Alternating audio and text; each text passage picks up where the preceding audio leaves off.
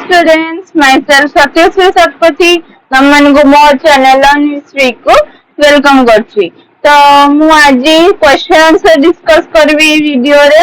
ଏକ ମାର୍କିଆ ଦି ମାର୍କିଆ ବୈଦିକ ଯୁଗ ଓ ପରବର୍ତ୍ତୀ ବୈଦିକ ଯୁଗ ଯୋଉ ପଢେଇଥିଲି ବା ଋଗ୍ବେଦିକ ଲେଟର ଋଗ୍ବେଦିକ ଏଜ୍ ର ଆଦର୍ଶ ପ୍ରଶ୍ନାବଳୀ ବା question answers ମୁଁ डिस्कस करिए एक मार्किया दी मार्किया एंड तीन मार्किया सात मार्किया जो 7.5 रो जोटा सेटा मु शॉर्ट्स रे अपलोड कर देबी। ओके तो मु स्टार्ट करबी। ओके तो एक नंबर रे देछि जे जो प्रत्येक प्रश्न रे 2004 संभाव्य उत्तर मध्य सठिक उत्तर बाछि लेख माने जो क्वेश्चन अच्छे सब ऑप्शन देछि तार हम करेक्ट आंसर लिखबा। ओके तो क नंबर क रो क्वेश्चन होची आर्य सभ्यतार आरंभ केउ शताब्दी रे होइथिला बोली ऐतिहासिक माने मत जानते। ऑप्शन आई सॉरी ऑप्शन 1 ख्रीष्टपूर्व 1800, ऑप्शन 2 ख्रीष्टपूर्व 1500, ऑप्शन 3 ख्रीष्टपूर्व 2000 ना ऑप्शन 4 ख्रीष्टपूर्व 1000। तो आंसर हबा ख्रीष्टपूर्व 1500 रे माने आर्य सभ्यता आरंभ होइथिला बोली ऐतिहासिक माने मत दिया। देन सेकंड क्वेश्चन होची ख नंबर वेद शब्द रो अर्थ कोन। फर्स्ट ऑप्शन होची व्यवहार, सेकंड होची ज्ञान, थर्ड होची नियम, फोर्थ होची आईन। तो सठिक आंसर होची ज्ञान।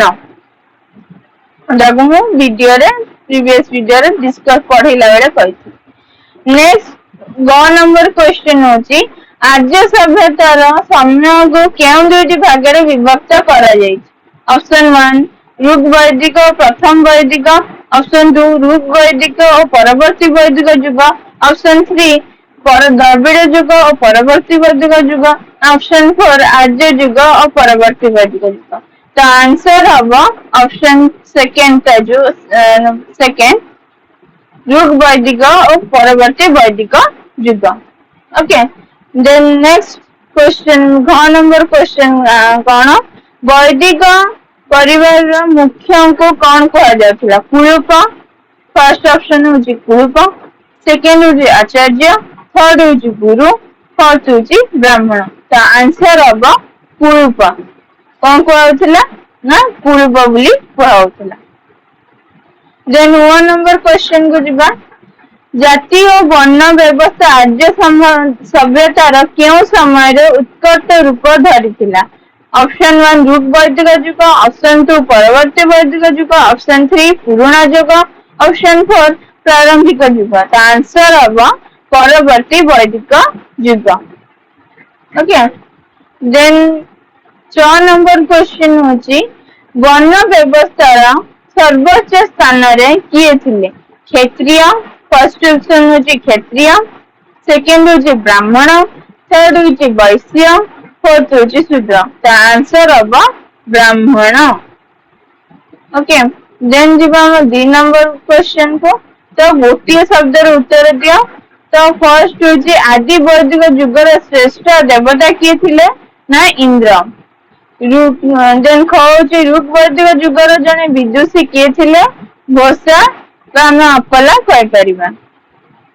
दी जण थिले। ग नंबर क्वेश्चन राजा को साहाय्य करथुवा प्रधान कर्मचारी किए थिले ना पुरोहित। घ नंबर होची वैदिक युग रे ग्रामर मुख्य किए थिले ना ग्रामीण। ग नंबर क्वेश्चन होची परवर्ती वैदिक युग रे कर आदाय करी किए थिले ना संग्रहित्री। 6 नंबर क्वेश्चन होची आयोजित एक यज्ञ कौन ना अश्वमेध यज्ञ से समय। 6 नंबर क्वेश्चन होची वैदिक परिवार मुख्य किए थिले ना कुलूप। देन 6 नंबर क्वेश्चन होची परवर्ती वैदिक युग रे कोषाध्यक्ष किए थिले ना खाननजी।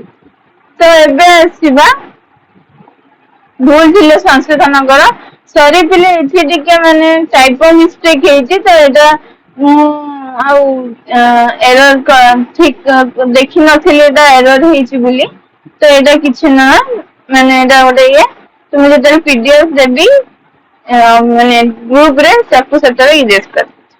ओके देन कौन 3 नंबर रे आसिला भूल थिले संशोधन कर माने जदि भूल थिबो सेटा हमें संशोधन कर ओके कौन नंबर रे देखैला भूल कौन अछि आर्य मानक समाज थिला मातृ केंद्रिक संशोधन कले कौन हबो ना आर्य मानकर समाज थिला पितृ केंद्रिक खर होची भूल कौन अछि युग वैदिक युग रे समाज रे जाति प्रथा थिला संशोधन कले हमें कहबा युग वैदिक युग रे जाति प्रथा नथिला यह परवर्ती वैदिक युग रे दृढ़ होइथिला ओके देन जीवा ग कहला अथर्व वेद वैदिक युग रे रचित होइछि आई मीन होइथिला सेटा होछि ठीक अछि एटार संशोधन र आवश्यकता नै केना बेले बेले से ठीक कथा भी लिखि था ओके घर कहला युग वैदिक युग रे इंद्र वायु अग्नि देवता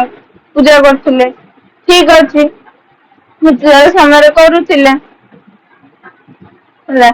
देन वर आसिला भूल अछि एठी रामायण महाभारत वैदिक युग रे रचित होइथिला जोटा कि संशोधन कला हम कहबा रामायण महाभारत वैदिक युग परे महाकाव्य युग रे रचित होइथिला ओके जोटा कि महाकाव्य युग बोली हुआ होछि तो टेक्निकली ठीक भी है पारे परवर्ती माने वैदिक युग रे भी हिथिला तो हमें जदि आंसर लिखिए तो संशोधन करी एमती लिखिबा मो कथा रे जिमे दरकार आई मीन टू सॉरी मो कथा रे जिबा दरकार नै माने एटा ठीक भी पारे ओके एटा भी वैदिक युग रे लिखिले भी ठीक महाकाव्य युग रे लिखिले भी ठीक ही होगा दीटा ओके तो मो कथा सुनी भूल ले बाहरी गला ओके देन 4 नंबर आसबा शून्य स्थान पूरण कर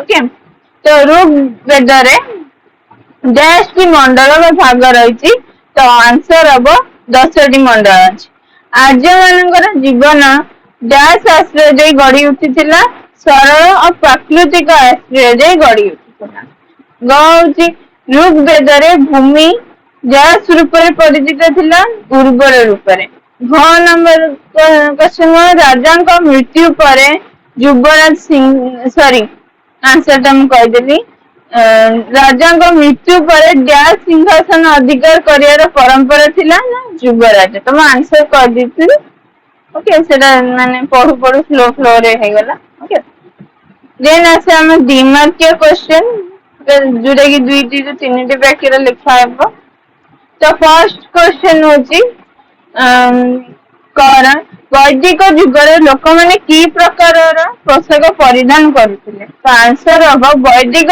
युग रे लोक माने सूता पशम और चर्म रे निर्मित पोशाक पिंधुथिले एई पोशाक गुडी मुख्य 3 भाग रे विभक्त थिला जथा निबि बास और अधिवास बुझियला नेक्स्ट क्वेश्चन होची आर्य मानकर मुख्य खाद्य कौन थिला तो आंसर हम आर्य मानकर मुख्य खाद्य थिला गहम जब चाउल क्षीर और क्षीर रु प्रस्तुत द्रव्य से माने फलमूल और पनीपरिया मजा खाउथिले ओके देन ग नंबर क्वेश्चन सॉरी पुनी गोटे एरर हो जाइछि तेरा माने डबल ग हो जाइछि ओके तो काटिनी भूल रही जाइछि इनती हुए टाइप ऑफ मिस्टेक ओके तो ग नंबर क्वेश्चन है आर्य माने क्यों धातुर बहुल व्यवहार करुथिले तो आंसर हम आर्य माने सुना रूप और तंभा धातुर व्यवहार करुथिले परवर्ती वैदिक युग रे लुहार व्यवहार मध्य बहुल भाव में करागला घ नंबर क्वेश्चन होची कौन परवर्ती वैदिक युग शिक्षा व्यवस्था किपरि थिला तो आंसर होची परवर्ती वैदिक युग रे शिक्षा व्यवस्था सुसंगठित थिला छात्र माने गुरुकुल आश्रम रे रही वेद उपनिषद व्याकरण गणित आदि विषय अध्ययन करुथिले तो ये थिला हमर जो क्वेश्चन आंसर 1 मार्क के 2 मार्क के जोटा एटा आदर्श प्रश्नावली तमर अछि हेई ओके जोटा को डिस्कस कर देली बाकी जो बाकी जो 3 नंबर जो 5-6 बाक्य लिखा एंड 7 नंबर जो हाफ 7.5 सेटा मु शॉर्ट्स रे देखेदेवी। तो वीडियो टी भल लगी लाइक करिबो, सब्सक्राइब करिबो, कमेंट सेक्शन में जानबो आ बहुत गुडे शेयर करिया जद्वारा कि तम सांग माने भी बेनिफिटेड हेबे।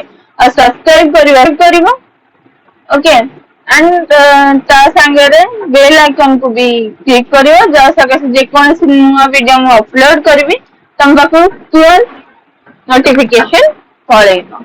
ओके से बंद याको बोली की पढ़।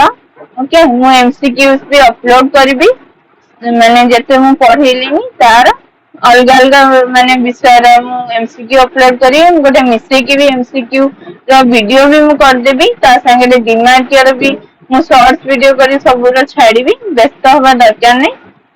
ओके से बंद याको भली की पढ़ जोड़ा पढ़ेची। ओके एंड बापा मां कथा माने सब खुशी रे रुह। Okay tenth okay bye bye and thank you. और कुछ भी कही बारे मिस्टेक तो सॉरी। Okay bye.